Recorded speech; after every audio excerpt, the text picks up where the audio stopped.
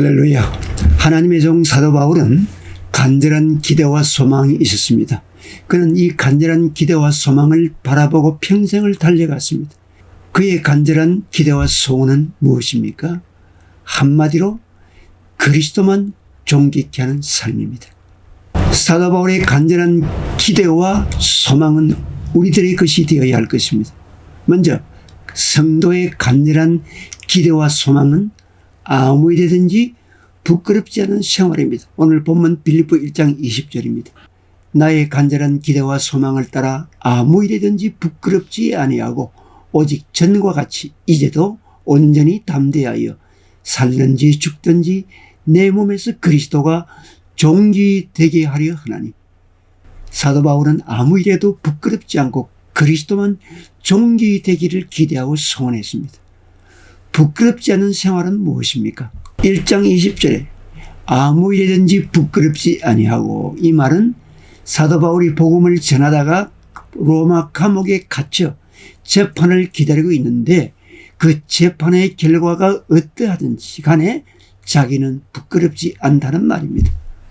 그 이유는 사도 바울은 지금까지 오직 그리스도의 영광만을 위해서 살아왔고 장차 그리스도 앞에 서게 될 몸이기 때문에 사형 선고를 받아도 조금도 부끄럽지 않고 자기가 갖춘 모든 것 역시 오직 주 예수 그리스도를 존귀케 하기를 위한 일이었기 때문입니다.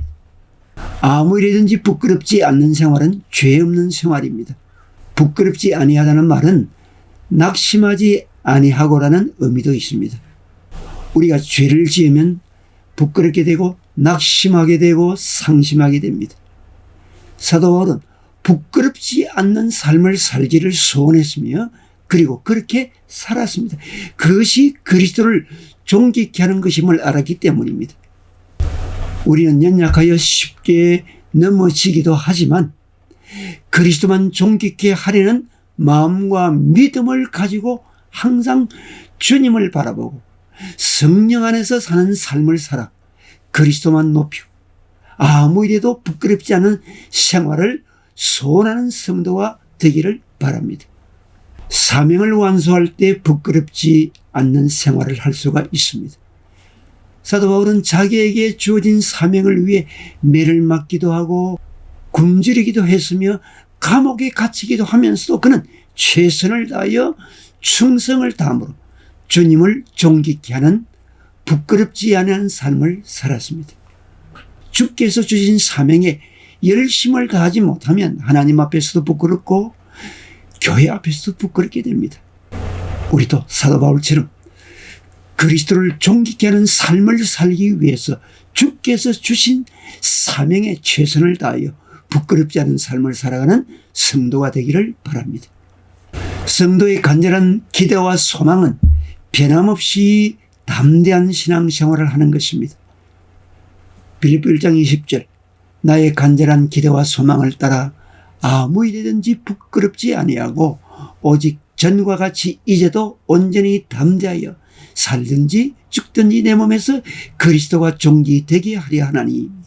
그리스도를 존귀케 하는 삶은 예전이나 지금이나 변함없이 담대한 신앙으로 주님을 사랑하는 것입니다.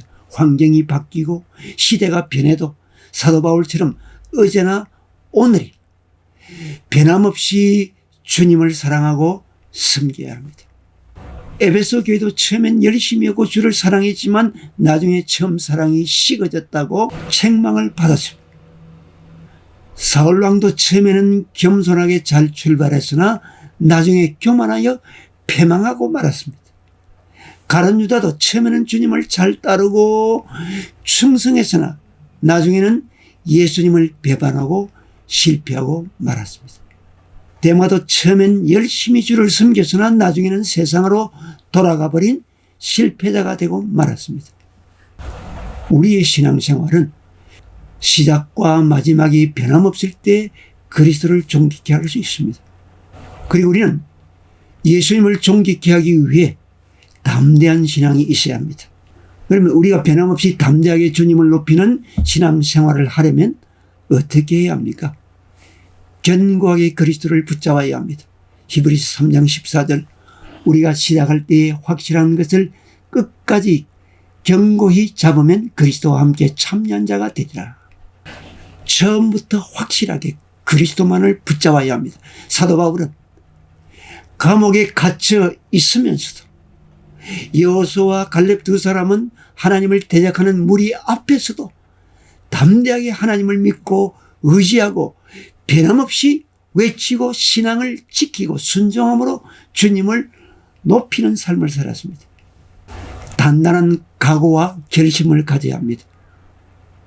마태복음 16장 24절 이에 예수께서 제자들에게 이르시되 아무든지 나를 따라오려거든 자기를 부인하고 자기 십자가를 지고 나를 좇을 것이니라.